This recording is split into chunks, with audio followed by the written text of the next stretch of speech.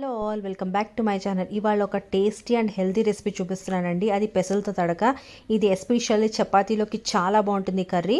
ఎప్పుడు routine curries కాకుండా ఇలా ఒకసారి ట్రై చేయండి. చాలా అంటే చాలా టేస్టీగా కూడా ఉంటాయి. ముందు రోజు రాత్రే మీరు పెసలు నానపెట్టుకుని ఉంచుకోవాలి.